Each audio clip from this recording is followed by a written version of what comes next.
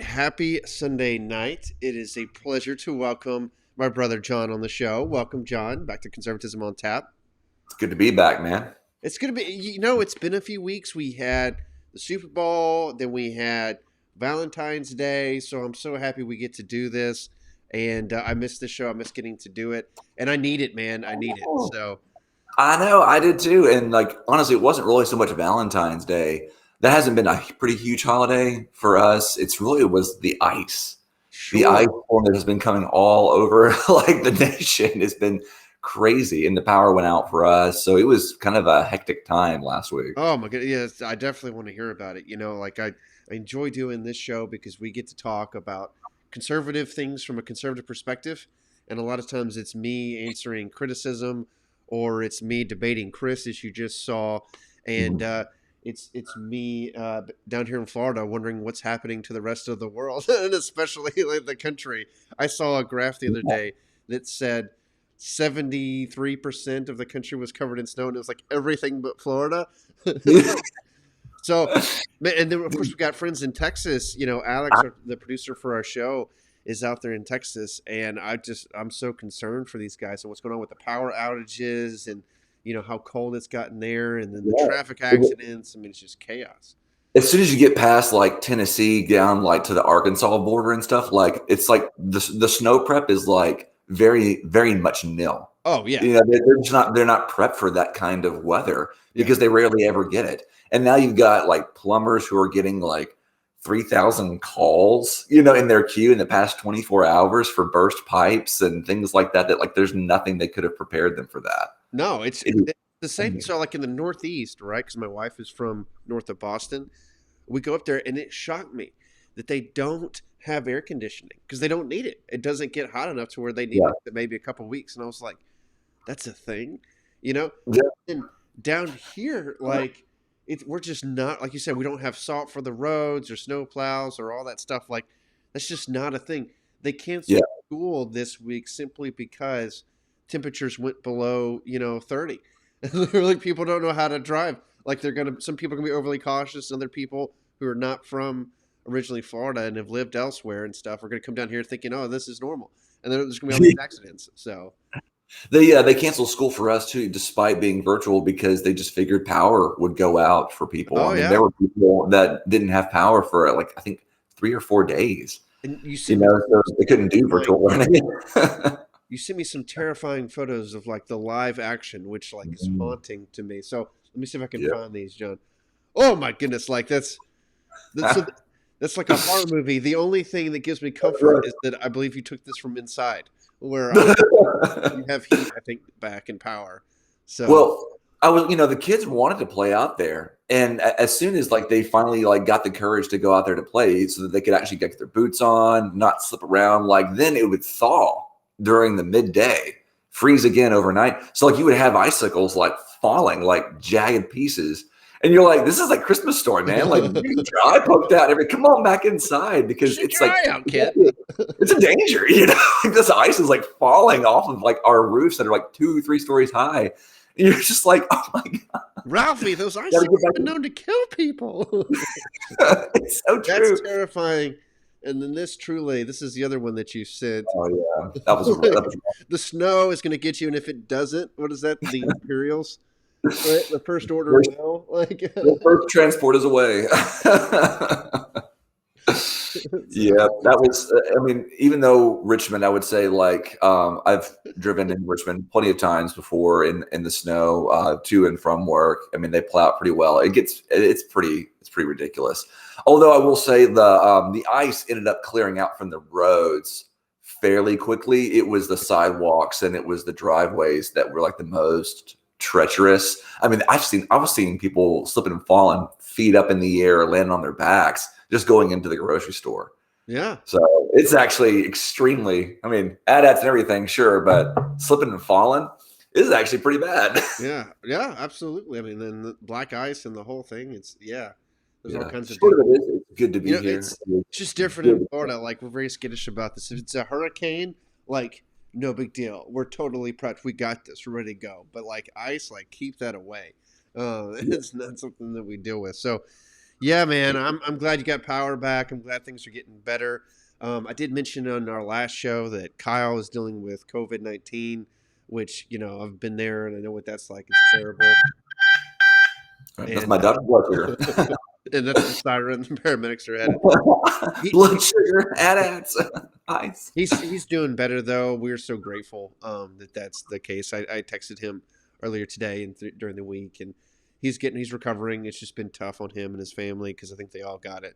So wish him the best and speedy recovery, and hopefully we'll get him back in a week or two. So, Yeah. but I'm glad to have you back. We have a slew of topics that we've been discussing and debating, and I've done a couple podcasts over the past 2 weeks, and then of course just debating Chris. Um, take your pick. Like there's everything from Gina Carano getting kicked off the Mandalorian. That's been controversial. There's Nikki Haley versus Donald Trump going back and forth. I got some updates on that actually. We just did a discussion which I found fascinating. Chris and I grading Joe Biden's first month in office, which you Yep. would think that there's not enough there. He's only been in office for a month until you realize he's done 50 executive orders, which doubles what Trump and Obama did. I mean, it's more than the two of those Yeah. guys together in their first month of office. So there's a lot to look at there. And then, of course, I talked about Rush Limbaugh passing away, somebody that I had seen in person. He spoke at CPAC conferences, of course, did his radio show. So there's been a lot of discussion about him as well in his Yeah. final days and his legacy, really. So take your pick, man. We can do at least a couple of these for sure. Yeah, I mean, let's go ahead and go with grading Joe. Maybe we'll talk a little bit about Rush as well. And then the tweets, yeah, that's fine. We can talk a little bit about that as well if we got a little bit of time at the end. From Chrono, yeah. So that's fine. So grading Joe, there we go. Got that one ready. So so the thing with this is that Joe Biden has done a flurry of executive orders, and the whole question is, why is he doing that way when Democrats have the House? They've got with the vice president the swing vote in the Senate. He could do these things the way that government's supposed to work, going through committees and getting congressional inspiration and feedback and compromise, and then having a bill that he signs. And instead, he's just writing it off. And some of it is like, understandable COVID-19 measures. I get it. Yeah. But that's not all of it. I mean, there was the Keystone Pipeline was another Right. one, so there's numerous different things that he's doing from the Oval Office. And I would assume in his mind, he thinks he's riding the ship, but it's like, if you're riding the ship, why not do it the right way? Like, because Well, I mean, a conservative president's going to come over and they're just going to do the exact same thing when they take over office. it's becoming this normal, this normal moment where whenever a president of a different party finally takes office, they just end up writing all these orders, and it's just America is this way, this way, this way, depending on the president. And I feel like that weakens, the perception of America towards, our allies, and what we're going to be, what our agendas actually are, and what our focus is for the next 4 years. Yeah. But I am mostly disappointed that Biden ran on the topic of like unifying America, really, stressed his bipartisanship. And then you get in office and, where is it? Has that happened yet? Do I see it? And the executive orders just put this stamp of, it's actually, that bipartisanship is secondary to, our agendas and our policies that we ran on, which yet again, I will always criticize Biden when he was running for not taking a stand exactly on what he would do for a lot of these policies.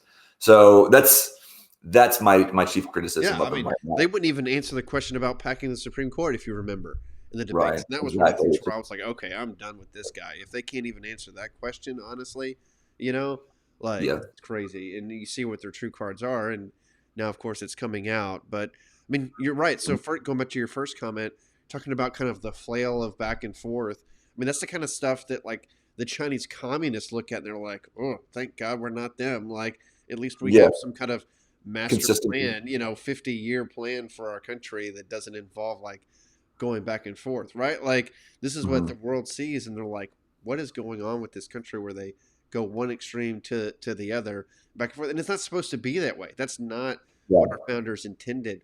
Is they intended for us to have a discussion, to be able to come together the way the 13 colonies did, to be able to form a nation and to respect each other's differences. But Hmm. that's not what's happening here. That's not how he's leading. And I wonder if this is, how his administration is going to be. And what Chris and I talked about was, if he continues to go this route, it's really going to inspire conservatives to go back and listen to what Trump said. I mean, Trump constantly Yeah. said that the Democrats are not for you, they're against you, socialists, all this kind of stuff. Like, you're going to prove them right, if they continue to do this stuff and govern this way, dictatorially and from the left, and unprecedented amounts of power from a single office, right? Well, Like, that's exactly what we're in a, I'm afraid of. you said we're in a state of such, almost, polar opposites of certain ideologies.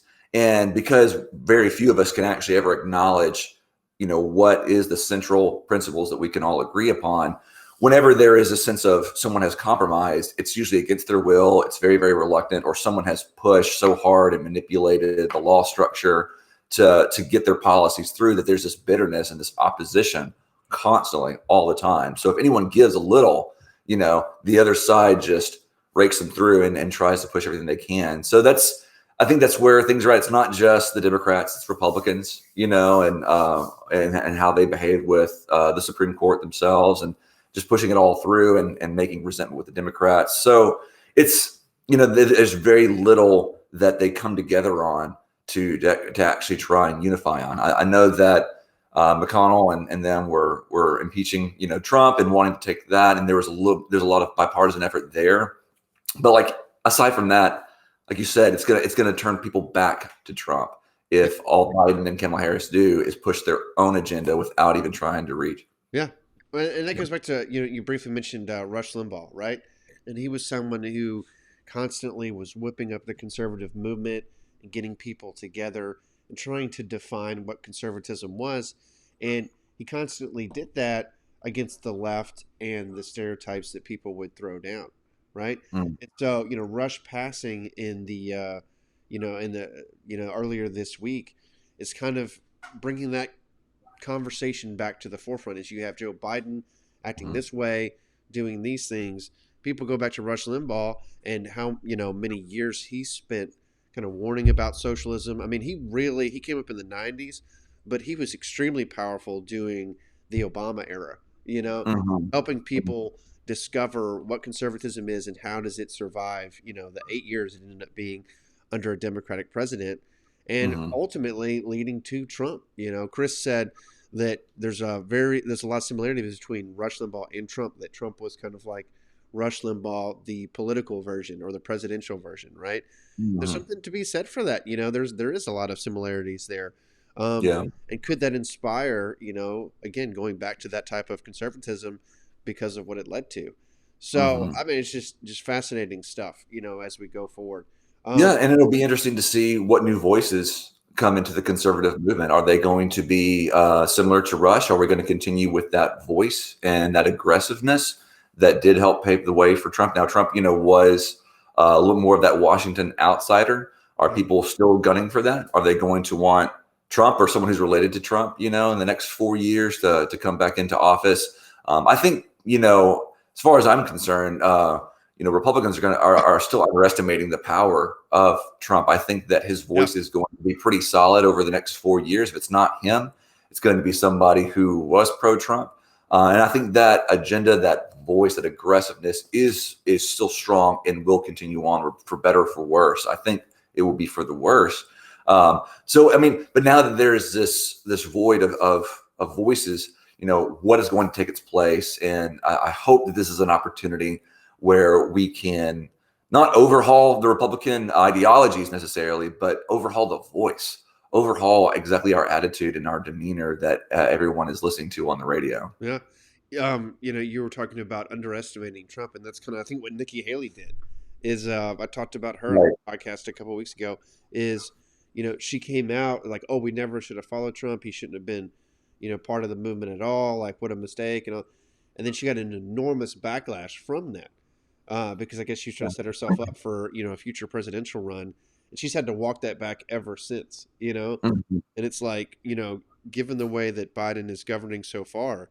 Uh, a lot of people are like, "Oh, this is exactly what was predicted by the hard Yep. right or or Trump Like himself. himself. Yeah, Yeah. and so you got to work with that. So it's really Exactly. interesting. That's one of the things that I said is, not only that, but I told Chris, I was like, liberals need to watch out because these two, right? Like most people who are in the conservative movement, they like one and not the other, or they see Trump as like, the epitome of right wing conservatism, and then they see, Nikki Haley as someone who's been, trying to get to where she wants to be.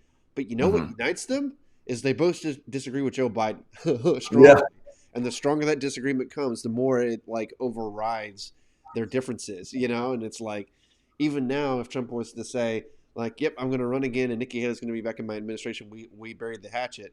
People would say, "Well, why'd you do that?" Well, we got to take on Joe Biden. Oh, okay, it makes sense. Like we got to get him out of Yeah. there. Okay, Exactly. Oh, yeah, we have a let's common still be enemy. on board. For that reason, Exactly. because hey, well, at least she's better than him. So, and then in terms of Mhm. new leaders, so I feel like you mentioned Gina Carano's tweets, but I mean here we see a new star rising, right? Like this is Mhm. all it takes is someone to experience the cancel culture and to go up against it and to say something that's out of line with political correctness, and then immediately they're ostracized and they find a home in the conservative movement, and that's Yeah. where Gina's at. I mean, here's this actress who's doing her thing. All of a She sudden has her now, story. Yep. yeah, she's got a huge fan base, within the Mhm. conservative movement. Like she can go speak at conferences and do whatever she wants. And I mean, heck, she could run for office if she wanted to right now because Yeah. people are supporting her because there is this divide. And once again, we see the left try to cancel somebody, and instead they made her more famous. Like Yeah. Exactly. she's not Yeah. gone from I a think that Netflix series to her, having her her own show. career. Yeah, her career isn't only The Mandalorian. So that, I mean, just taking that Right. away from her isn't going to destroy her career or anything. Like you said, it's going to only make her stronger.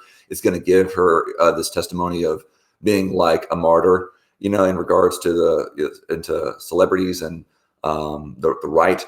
So I think you're right. I mean, it's not something that's going to go away. This sense of no matter how much you try and cancel, there's going to be this rising up of the hard right and this aggressive nature. Yet again, it's just going to be us and them and us, and this maybe not cancellation of each other, but the left is going to constantly be trying to cancel, and it I won't mean, work. there's just so many like cheesy Star Wars references to make. If you strike me down, I'll be stronger than you can imagine. Like none of us are truly gone. Like the entire they don't listen to their own movies and messages, right? Like, come on.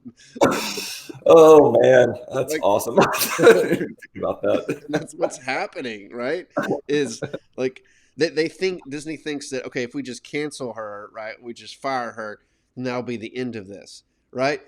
But they don't Yeah. realize there's this entire conservative movement that is taking to its own media, its own forums, its own like multi-million dollar enterprises, and Mhm. that now because social media is so splintered that you can get that from anywhere.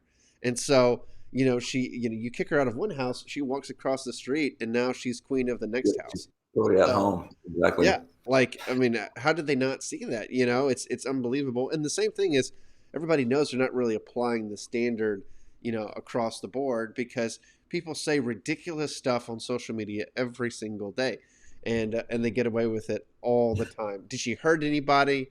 Right? Did she attack anyone? Was she bad at her job? Right? Like these are the Mhm. questions that should be asked. No, she's doing great. Everybody loves the show. People are saying it's the resurrection of Star Wars itself. Like she's, an accomplished actress and fighter and all these other things, and people love her. And like, oh, you're going to tell me, oh, it was difficult because some people didn't really respect her on set. Like, are you kidding me? Like, there's an Mhm. entire industry of that kind of drama, like tabloids and everything else. And Yeah. people, I mean, like people get away with acting ridiculous. I mean, this isn't exactly Jared Leto, right? Like, come on. True. Yeah, exactly. It's not that extreme. Well, what I was thinking about is how the conservative movement is getting all of these different voices. Like you said, you got Harry, you got these celebrities that are coming in, and even on our own channel, like when we had talked about grading Joe Biden, like most of the voices there, gave him D's, F's, but not because of anything that he's done. It's only simply because he is the president, Yeah. right? It's only because he is obtaining the presidency, and they argue that it's illegitimate. And I think that that same kind of movement that was trying to impeach Trump, start targeting him for his talks about Ukraine and Russia and all this conspiracy stuff that the news was hounding him on. I think conservatives are going to continue hounding him on that, and they're going to get some famous voices, right, to be able to give that, to bolster that, even though they may not have a monopoly on like the news outlets and things like that. Right. I think that that's going to be dogging Biden's presidency and, the conversation that we have going on all this time. So I think all these voices are going to play into each other, but I think at root, it's going to be Biden never won the election in the first place, and therefore the system is broken. I think that's going to continue. I mean, that's what's hard to be able to talk about. How do you talk to someone who you feel like you should never have gotten this in the first place? That's how it's been ever since Trump won, too. Sure, and that's kind of the opposition, right, which is going to happen. But what's interesting is the notion that people could start to gravitate towards a specific leader as the answer and hope, right? And that's what they found in Trump. And just want to make a parallel here. Reagan was in Hollywood, right, doing movies, and then he kind of experienced the Hollywood guilds and unions and stuff, and was just like, I think I'm going to get into politics to make a bigger difference in people's lives. Trump, very similar story. The Apprentice and all of his shows, a rich businessman from New York who knew how to handle the fame, and the scene. And then he started toying with the idea of running for president, in the 90s on the Oprah Winfrey show and all that stuff, and then got serious about it. And look what happened. Look, right? Like, you have these folks who already know how to navigate fame, and they know how to speak in front of a camera. They know like exactly how to play a particular role and what gets people excited because they've been doing it for commercial purposes. It's kind of an easy shift to switch over and just say, okay, great.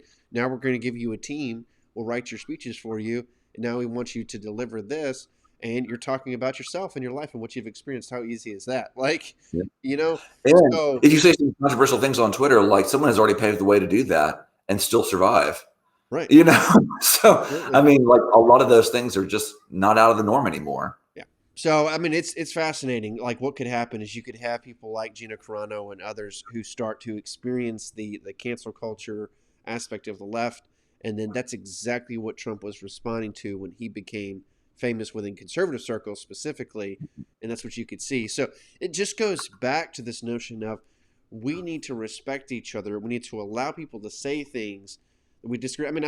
I just had, you and I obviously agree on pretty much everything, but I just had Chris on a Refounding Father show, and he was trashing Limbaugh. He doesn't like him obviously because he comes from a different perspective, and and I was giving him a chance to give his talking points, and someone would look at that and say, why is Wes as a conservative allowing a liberal on his show to talk for like 2 or 3 minutes at a time and give liberal talking points, right? When it's a conservative channel. And it's because I respect him. I respect his opinion, and I'm willing, as long as he's civil, to be able to talk at length and give his perspective. And I'm also going to get a chance to respond to that and give mine.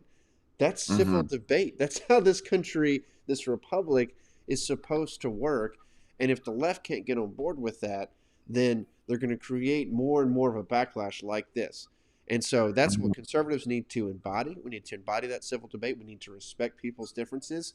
And we need to create places of dialogue where we can have these type of discussions. So it's always easy with you. I appreciate you being on the show. That's what we are about here with Conservatism on Tap and the Berkey Conservative. Check us out on our website, theberkeyconservative.com. Don't forget our Facebook, Twitter, Instagram, YouTube. We're on all those. Let us know what topics you want us to discuss. We had a good time today discussing all of those. And it's just great to have you back. Please stay warm up there, John. Like, it's making me cold just hearing about it. So get you. I was drinking hot coffee and Fireball whiskey. That's what I'm talking about. That's how I'm going to stay warm here. That sounds good. So, and then hopefully we'll have Kyle back next week and have some more discussion. The best, Kyle. Thanks so much. Thanks for your time, John, and everybody who tuned in live and watched it. We appreciate you as well, and we will see you next week.